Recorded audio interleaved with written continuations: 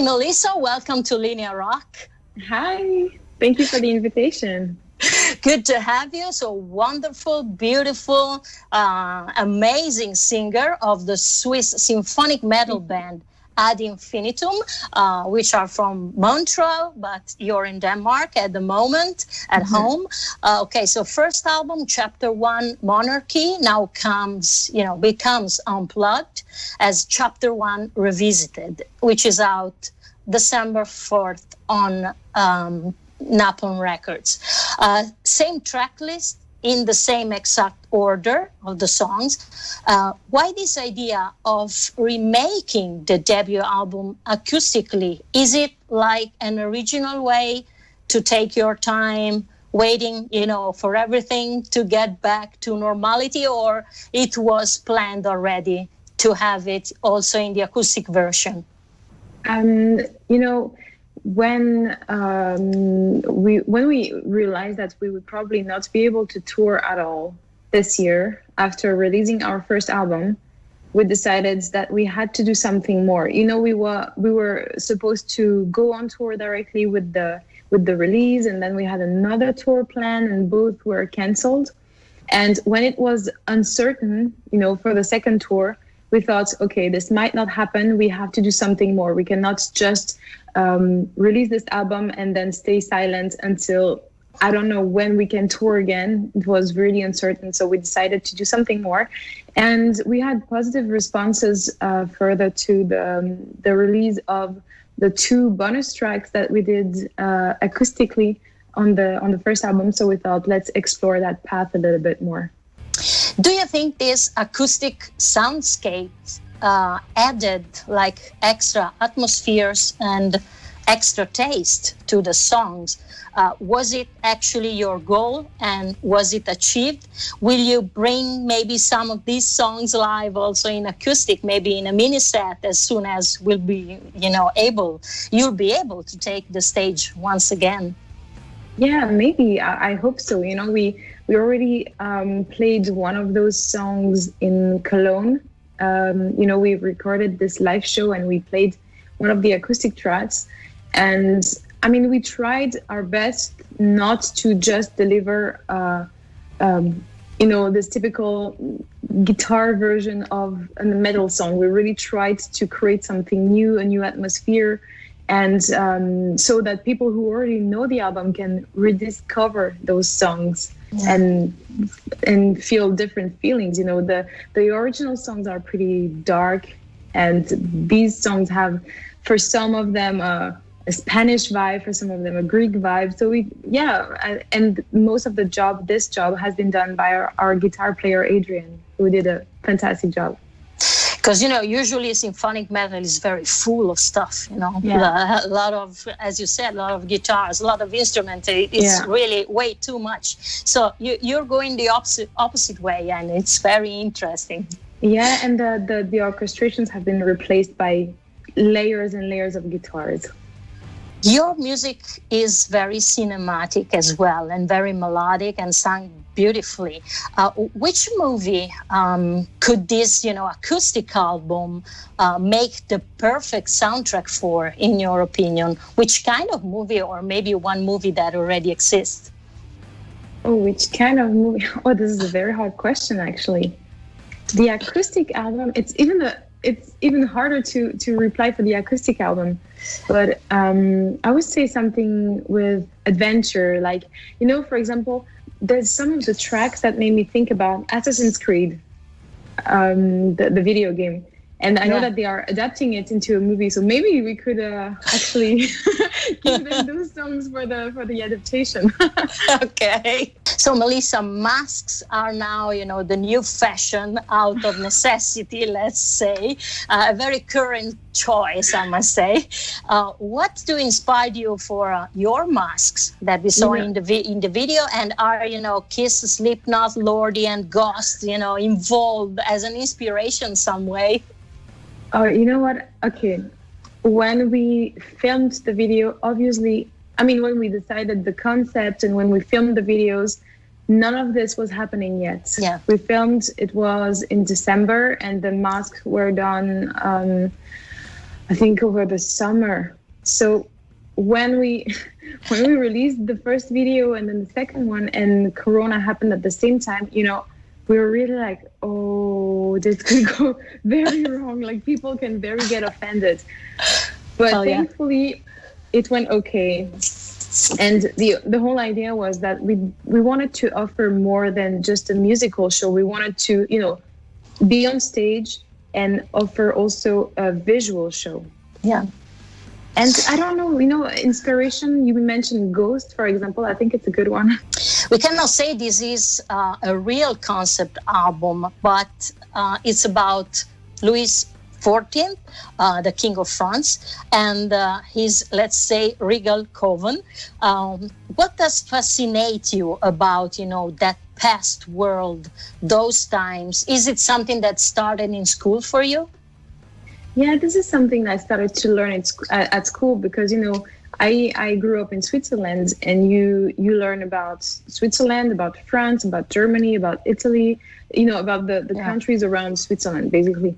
And I think that the monarchy in France was something that fascinated me because, I have this beautiful picture in my mind of, for example, Versailles and, a beautiful dinner and party with the king and people from the court. And this is something that always interested me a lot, that part of history.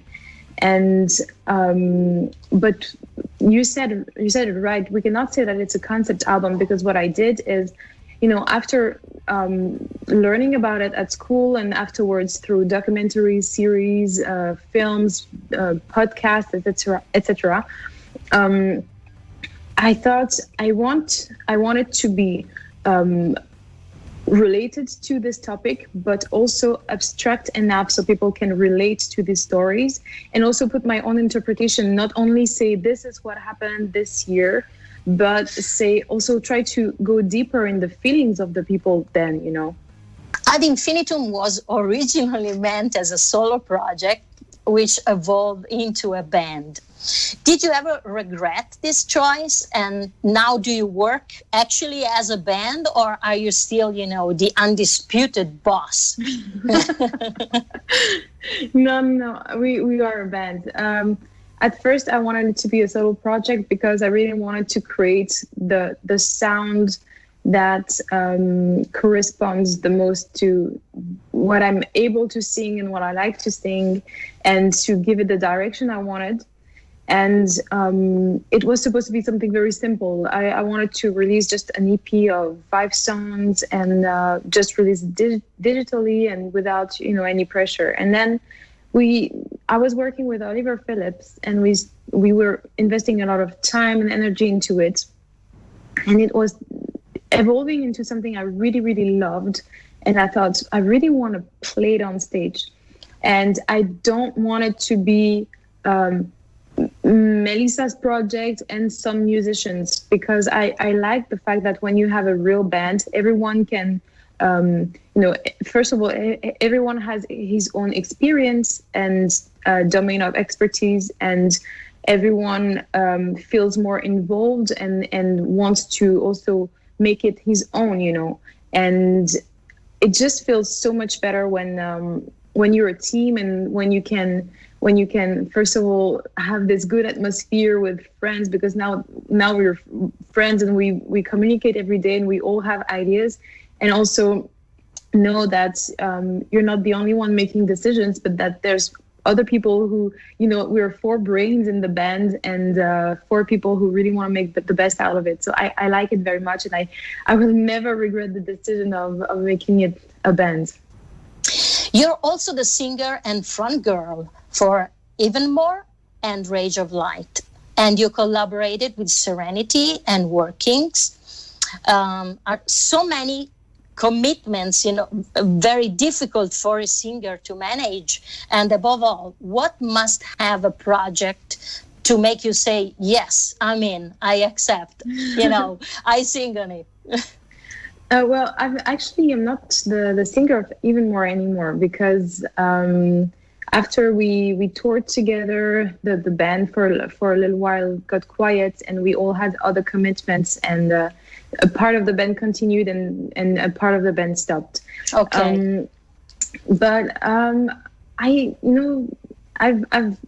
I've been guest for several bands because I just find it interesting to bring something to other projects, and it was nice to tour as well with them. Now that I'm very busy with Ad Infinitum, and that I have also Rage of Light preparing some new material, I tend to keep this precious time that I have for both bands and for just a few other projects that I either really like or that I have some friends in, because you cannot do it all. And when I was less busy with my own bands, I could take more commitments. But now that it's a full-time job, with both bands and some recordings here and there and some touring, I really have to be a little bit more selective. Your vocal power shines on, and in the acoustic remakes, it comes out also in its grace and elegance, Symphonic metal features several female vocalists. What do you think that make a female voice the perfect fit for this genre? How did you always try to stand out in the scene? And how did you keep your voice in shape at home, especially, during the last few months in Relax? I think what makes a voice a great voice is the versatility, when you can go fully powerful with the rest of the instruments, or when everything calms down, that you can transmit some emotion and go a little bit softer. I think it's very important to be able to tell a story and not just sing a line. And I remember only one of your two other questions. No, it was why a female voice is perfect for symphonic metal, do you think? But why it's, because we have a lot of female vocalists in the genre. So yeah. Do you think that it's like the perfect choice to have a woman singing it? Or for some reason, I don't know. I want your opinion about it. I think it doesn't matter whether it's a man or a woman. I think it just depends on the vocal capacities. I think a woman can sing thrash metal and a man can sing a symphonic metal, as long as it's what fits their voice, I think it just requires to be able to understand what's going on in the music and the emotion and the interpretation. About how you keep your voice in shape at home, what do you do usually? Recently I've been recording a lot, so I'm always keeping my voice active. I've been recording demos for new Ad Infinitum and Rage of Light songs. I've been recording for some other artists, and most of the time when I work, I have music and I sing and I try to learn some new techniques and to push back my limits, because there's some things that, for example, I really want to be able to do, and I train it at home. So this is something I've been doing a lot during the quarantine. Since the album is listed at chapter 1, any anticipation on the next chapters, since you're saying that you're working on some new demos already? Mm-hmm. Well, we want to, especially since we haven't been able to tour, and since we don't know exactly when we will be able to go back on the road, we don't want to wait too much time until we release the second album. So the goal at the moment is to release it next year. Oh, wow. So next year, you mean first part of the year, or it's going to be... Probably second part. Okay, because now you have the acoustic to promote. Yeah. Will it be chapter number 2? Probably. Okay. Okay, but you don't want to tell us more about it? I think it's a bit early to tell you more. Okay, so We not should even, talk again. okay, so not even like it's gonna be like another historical subject or something different. That's the plan. Okay, thanks, Melissa, for your time and for this interview. Really big compliments for the record. It's Thank you. really beautiful. Ciao, Melissa. Bye, thank you.